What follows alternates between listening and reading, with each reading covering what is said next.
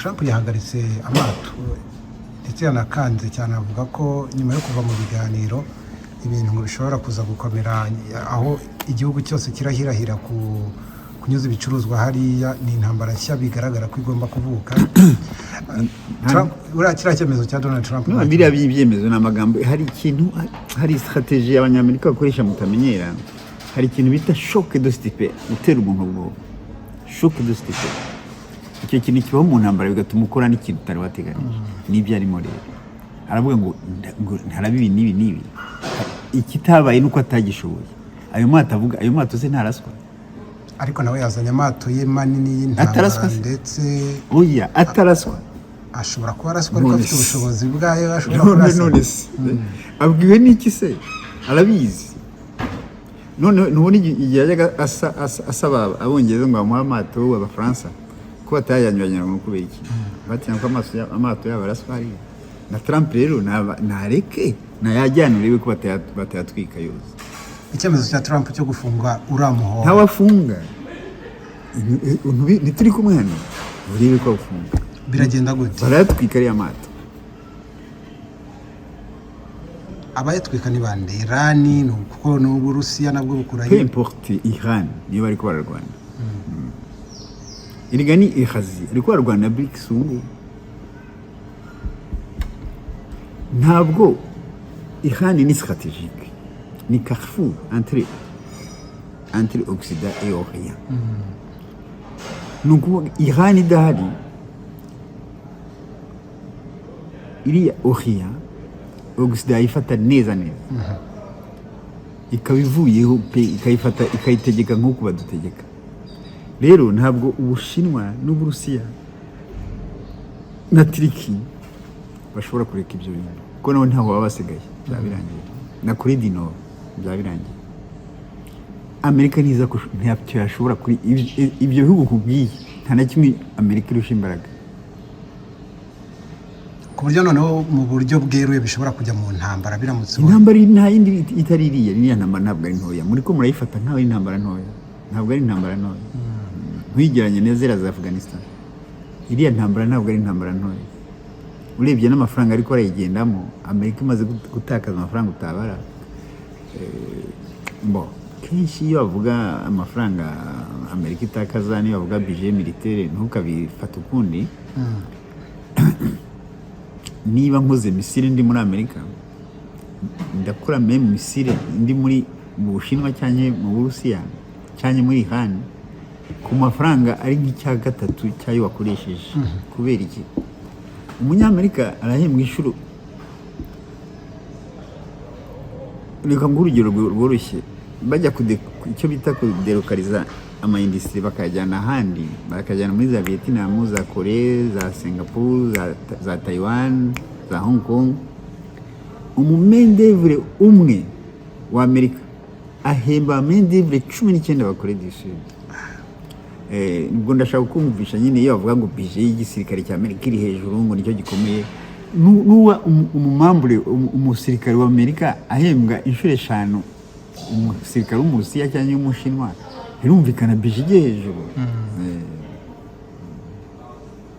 Hari abavuga ko Trump akomeje kuri kiriya cyemezo cyo gufunga uramuhora, noneho ibindi bihugu nubwo mu buryo tubona buteruye, ari bivuga ko Uburusiya bufasha Iran, banashaka kubirebera mu mibanire y'ibihugu byombi ukabibona ko n'ubundi bisanzwe bikorana n'Ubushinwa nuko. Ndetse umunyamabanga mukuru w'umuryango w'abibumbye we yanavuze ko bitabaho gufunga inzira nyuramo inzira rusange. Iyo yise inzira rusange nubwo bavuga ko kira kigo ari cya Iran, Amerika yakwihagararaho ku buryo yabikora ikarenga kuri icyo gitutu cyose cy'ayo mahanga, ari kugaragaza ko n'Ubwongereza bwabyutse buvuga ko budashyigikiye icyo cyifuzo cya Amerika ndetse butazigera bujya inyuma ya Amerika. Amerika nta gitutu itinya, kutawufunga nuko itabishobora, ariko ntabyishobora. Ibyo byo ndakugarantisa ntaho bafunga, ntaho ishobora. Amerika imbaraga zayo ninde utazaho zigera, ntaho bafunga, ariko ubundi kutawufunga si impuhwe, si n'igitutu. Amerika ifite imbaraga kitakora n'iki? Nicyo gihugu ku isi cyateye bombe mu gihugu nka Japan kitafite urumva bombe atomika icyo ivuga. ngo ni iy'umwuka nta uya banza wumve aho uyiteye ntabwo wica abasirikare gusa wica n'abana n'impinja n'abazaza ni iki noneho ukavuga ngo uri muri demokarasi ngo droit de l'homme wateye bombe Nagasaki umuturage wa Nagasaki wese n'icyatsi kirapfa ntabwo wica Hiroshima ho Nagasaki igituma abanyivuze nta objective militaire yari ihari nawe na Hiroshima hari abasirikare ariko simapfa bonyine ariko Nagasaki nta n'abasirikare bari bahari bayiteye Nagasaki hatari no kuri gahunda ariko bayitere gusa ko bagomba kuyitera Kokura hanyuma basanga hari ibicu byinshi indege irazunguruka ikabona ibicu ntibivaho noneho ba telefona muri Etat Major baravuga ati Kokura uyu mujyi urapfutse tubigenze gute ati nituguma gutya essence iradushiriraho ati mwebwe nimusubire inyuma murebe umujyi wose ureklere muyitere nuko baje bakayitera Nagasaki hatari objectif militaire gusa icyatumye itica abantu benshi nka Hiroshima Nagasaki ntabwo hari plan ariko naho inzu zabo zari zubatse n'imbaho bizarahiye kandi iyo yari nini gusumba ya Hiroshima yari ifite 20 tenite yari ifite 20 kilotone ya Hiroshima ifite 15 kilotone ariko ubwo ndashaka kukwereka kugira ngo wumve ko Amerika ibyo bintu by'impuhwe ntayibaho kuvuga ngo bareka ngo kubera ayo magambo ngo bareka gufunga Detroit muzi ntibishoboka barareka kuyifunga kubera atabishoboye gusa nta kintu uvuga ngo mwe wemeza ko bwato bwaje bw'intambara ubw'ibikangisho gusa si ubw'ibikangisho ariko ukeneye ubundi burasa byo ntabwo bavuze ngo bayifunga ngo razanye buriya bwato barafunga no harari bashobora kuba hagiye kuberamo intambara muri yari amazi oya na bire hari ariko none se bamaze gutwika amata angahe bamaze gutwika amata yenga 20 y'abashinwa depute y'abanyamerika n'andi barayatwika yongeye kuyandi ubwo nari kubangamira ubusugire bwa Iran kuba Amerika none yivuga ati none turafunga n'uyu muhoro none nta nubwo ari ubusugire gusa bwa Iran gusa n'isi yose gusa na economy mondiale yabaye basicule kubera iki Amerika ibangamiye isi yose ntabwo ibangamiye Iran kimwe mu byo bari bagiye kuganiraho ibitangazamakuru byabyutse byandika ko burya ngo Iran yayemeye ko ishobora guhagarika gutunganya uranium mu gihe cy'imyaka 5 Leta Zunze Ubumwe za Amerika zo zikavuga ko igomba kubihagarika mu myaka 20 kuri icyo kivuga nta nubwo ashaka kubihagarika Amerika yashaka babitwareho iwabo bibahe erega ibyo biganiro ni ibyo bitwiganiro sinzi ibyo ari byo nta biganiro yari imposition hari ukuru buti we kuri ibi ku ngufu nta bindi bene ibyo ntabwo ari biganiro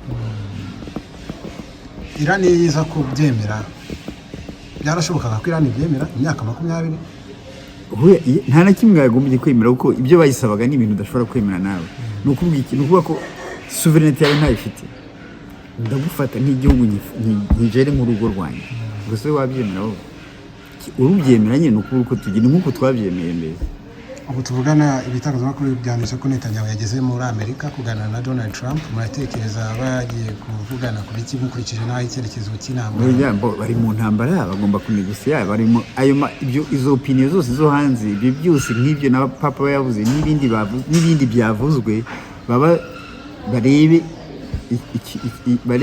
tire bahindura icyo bita changement de tir turebe icyo dukora iki cyane tuvuge muri diplomasi tubeshye iki nibyo nta bindi hari abari kuvuga ko ahubwo ari umwuka w'indi ntambara ishobora kuba mbi kure nta ntambara mbi ya rutingiye yaba ari yizi kereka bakoresheje bomba ya hydrogene na Iran irayifite kandi bomba ya hydrogene ntawe isiga n'igituma atakunda kuyikoresha nuko niba bihagaruka mubona Iran yarihagazeho nkuko Leta Zunze Ubumwe za Amerika zabikekaga muri iyi ntambara oya ntabwo Amerika yize ikeka ntabwo yigeze imenya Iran no kwezi Iran ntabwo yihagazeho bisanzwe yihagazeho birenze ahubwo ibyo mwese mwakekaga kuko kugeza uyu munsi Iran ntabwo wavuga ngo iri muri situation iri deplorable yiba itihagazeho yari kwemera bya binakubwiye bya imposition bari kuyikabye nk'uko ibindi bihugu bigiranye. hari ahantu mwavuze mu kiganiro duheruka muvuga ko mubona ko Amerika yatsinzwe, ababyemera babaye benshi, ariko abandi bakavuga ko Iran yatsinzwe kuko ngo yiciwe n'abayobozi benshi, ari nayo yo babaze bakarabona ko ari nayo yatakaje ibintu byinshi. Oya, kubara ngo yatakaje ibintu byinshi uwo muntu wabibaze ninde? ubwo babara abayobozi biciwe, abayobozi se n'ibintu bihuriye, bakabara ibikorwa remezo byashenywe bya Iran, naho byasemuka ntabwo byangana n'ibyo Amerika yataye, ahubwo abantu ntabwo bigeze bakurikira imibare ngo barebe. Ntabwo bigeze nta naho bihuriye gutakaza. Niba Iran ishobora gukoresha miliyoni 5 z'amadolari igasenya ikintu cya 59 miliyari z'amadolari, mumva bihuriye. ubwo mu bintu yaratakaje, ariko mu bantu Iran yatakaje benshi. Abantu birumvikana ko ntabwo biri kuri territoire ya Amerika, ariko na Israel yaratakaje, ibyo ni ibintu bisanzwe. Ariko ntabwo bavuga ngo yahombye gusumba, kandi naho yahomba birumvikana niyo yatewe. Ariko kubona irezista gutya ntabwo bavuga ngo yaratsinzwe. Itsindwe yaremeye nayo biriya byose bayibwire barabyemeye. Kuvuga ngo yaratsinzwe ni Trump bivuga. Trump akubwira ko na uranium yayirashe yose, hanyuma arasaba iki? Ko avuga ko yayirashe kubera icyo ayisaba. Ni Detroit de muzi igeze kuvuga ngo yarayifunguye, none basaba kuyifungura.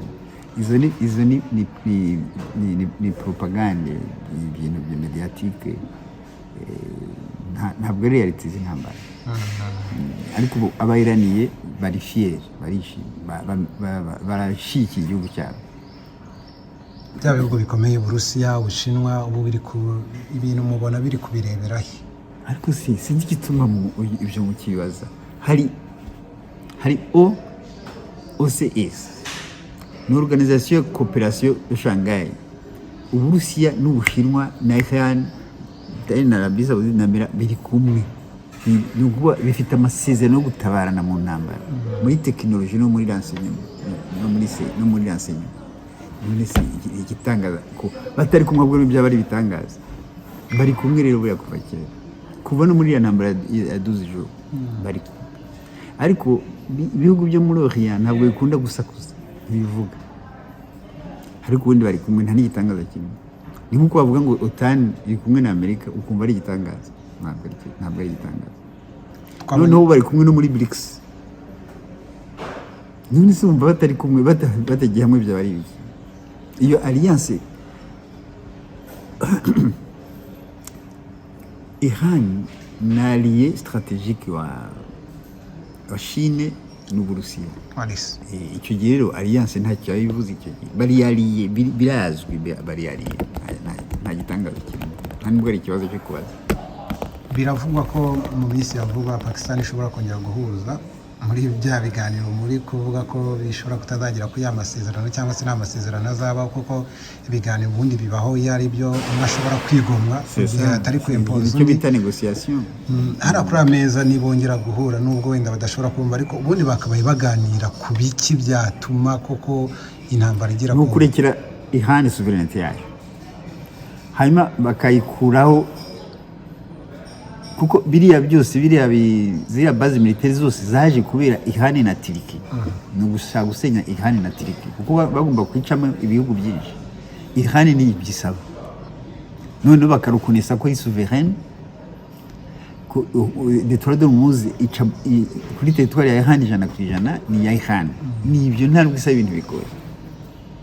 Ariko kuri Amerika nta gihugu kigomba kuba souverain, kereka Amerika yonyine. None kuri Amerika bizarangira gute ko uya nuko nyine ntabwo Iran ishobora gusubira inyuma y'impa n'ibishoboka. Kereka Iran ivuyeho nyine, icyo gihe yavaho burundu. Amfite ni nacyo Amerika ishaka, yemeye ibyo ngibyo yavaho burundu. Bayitwaye uranium yayo, batwaye Detroit de Hormuz, Iran isubiye kandi ngo itegekwe na Amerika. Detroit de Hormuz amfite objectif ya Amerika babayigezeho, ana Israel gusenya Iran. Hakaba hasigaye Turiki, Libani yo ntiyabagora, na Libani na Syria nta kintu, Cisjordanie na Gaza ni akanya gato. Ubu batangiye kuvuga ngo babaha amafaranga bashaka muri Gaza, babaha amafaranga bashaka yose babimuri babajyane muri bavugaga hehera muri Somaliland, sinibuka n'ikindi gihugu. Bya bindi nakubwiye bya nettoyage tini, kuko abayisirayeli baravuga ati hagomba gusigara abarabu batarenga 20%. nabyo akaba ari jenoside ahubwo. None sinzi ituma ngo hakaba ari jenoside yarabaye deja. Baratangiye bamaze kwica abantu benshi cyane muri hariya muri Gaza. Murabivuga nka Iran itazigera ifukamira Amerika cyangwa imanika amaboko mukurikije n'ibyo bihugu n'izo mpungenge zihari. Hari ibintu bibiri, kumanika amaboko n'ukuvaho. Ahubwo ivuga muremera ko Iran itazavaho, kandi ni objectif ya Amerika, kandi si Iran gusa arakurikiraho Turiki. Masudi, perezida wa Iran, we avuga ko akurikije ukuntu Amerika ariyo yateye intambwe yo gushaka ibiganiro, we yemeza ko Amerika yanatsinzwe intambara. Intambara iracyariho, nta uratsindwa nta n'uratsinda, ariko pozisiyo uko ari ebyiri, ntabwo pozisiyo y'imbaraga ari Amerika gusumba Iran. Iyo hari pozisiyo, iyo Amerika ifite pozisiyo de force, nta nubwo ari gusaba ibiganiro, iba yarakuye Iran burundu ko ni objectif bwa Netanyahu ni gukuraho Iran, kuko iriya plan yose ni ya Netanyahu. Rega nabwo ko iyi ntambara imaze imyaka 40, ibyo nkubwira Grand Israel imaze imyaka 40. Niba ubyibuka Israel bayihaye ijyaho muri 48, uretse ko Israel bayitangiye kwitekeza yavutse mu 1917 mu itekerezo. Igihe mu 1948 yari ifite 13000 km², ubu ifite 20, yongeyeho 7. Wize wumva bayivuga ngo yambuye ibihugu by'abandi. Yakase igice cya Sudani, Katana no kuri Syria. None irashaka no kugaruka igere muri Sinai muri Egypt. Muri iyo Grand Israel plan yayo izagera muri Sinai, ifate sud ya Liban, ifate sud ya Syrie, ifate Cisjordanie yose na Hamas. Niyo plan ifite. Ibi Grand Israel. Urumva icyo gihe yabonye profondeur stratégique igera kuri fleuve ya Litani. Kurikije uko ingaruka z'intambara noneho zakubise mu gihe gitoya, intambara ikiba nyuma y'icyumweru, ibiciro ku masoko bigatumbagira, ariko narebye mu mibare ubona nk'ibihugu bya Iran ahubwo ngo nibwo byacuruje cyane ibikomoka kuri peteroli. Nubwo muvuga ko uramuhora Trump adashobora kufunga, ufunze ntitwababara kurushaho byagenda. Ntabwo yawufunga byibagirwe, ntabwo bishoboka. Mukurikije aho byerekeza se hari ntabwo bishoboka ko kufunga byo byibagirwe rwose, ntabwo bishoboka. Tuvuge ko atawufunga, hanyuma ibiciro ku masoko twitege ko bizagabanuka vuba. Ntibishobora kugabanuka vuba kubera ni nacamo zazi kuri taxi yo hejuru. Bishobora bihagaze byagabanuka, ariko ntabwo byagabanuka automatically nk'uko byazamutse. Bizazamuka bizagabanuka buke buke. Kandi abaturage bakomeze bizirika umukanda niba ari ukubizirika, kuko biranashimije cyane bimenye, kuko iyo Afrika dufite independence ntabwo iriya peteroli tuyikeneye. Ibi ngibi bitume Afrika ica ubwenge. Dufite peteroli hose muri Afrika, dufite peteroli mu Uganda, dufite peteroli muri Congo zose zifite peteroli, dufite peteroli muri Cameroon, dufite peteroli ahantu hose. Ubu ngubu noneho Afrika ino ibone kutagira independence icyo bivuga. Biri kwiga isomo cyangwa ntacyo bizayisigira, kuko n'intambara nk'izi zabaye ibiciro birazamuka, ariko ukabona n'ubundi izo resources muri Afrika zihari, ukabona ntacyo Afrika ikoze. Si Afrika kubera badashaka nyine ko igira ikikora, badashaka itekereza cyane. Iyo bizamutse gutya babaha amadeni bakabaha n'inkunga bakakwibagiza. Nk'ubu mu minsi mike urumva babahaye amadeni, FM igiye gutanga amadeni bose. No kuzahura ubukungu. No kuzahura ubukungu. Adeni se rizahura ubukungu. Niko aho twayaboneye twazamutse he. Iyo nguhaye ideni nigiye ryungura. Kereka ideni noneho uretse natwe uburayi ntabwo mwize mwumva mu mateori classique yo mu ishuri bavuga plan Marshall. ntibayiririmbye cyane.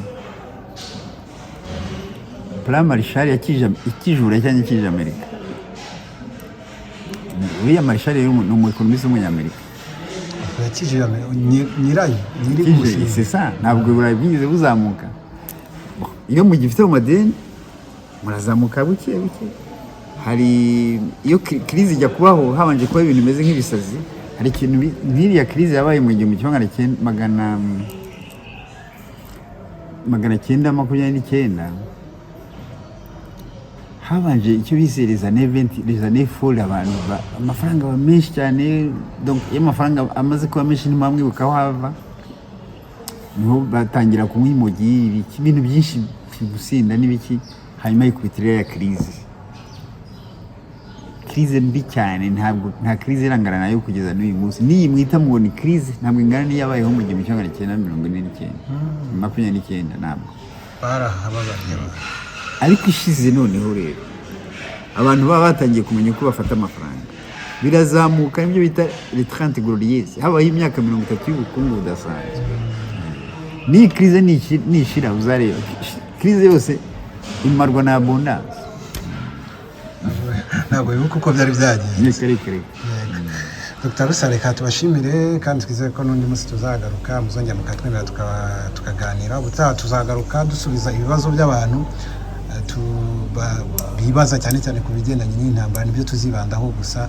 Abafite ibibazo by'amatsiko tuba dufite Dr. Rusa, ni inzobere cyane muri ibyo bibazo, cyane cyane imibanire y'ibihugu, imibanire y'amahanga, azadufasha kubisesengura no kubiha ibisubizo. Reka tubashimire cyane, mwakoze. Ariko ubwire abo bantu bajye basoma, kuko kenshi hari umuntu kubaza ikibazo ukibaza iki kibazo kibajije gute. Bajye basoma nk'abantu bashaka guhugurikirwa muri geopolitique. Ibitabo nandika nka byose ni geopolitique, basomye bamenya byinshi no kundusha, kandi babiri birahari ubu birahari rwose. Murakoze cyane. Merci.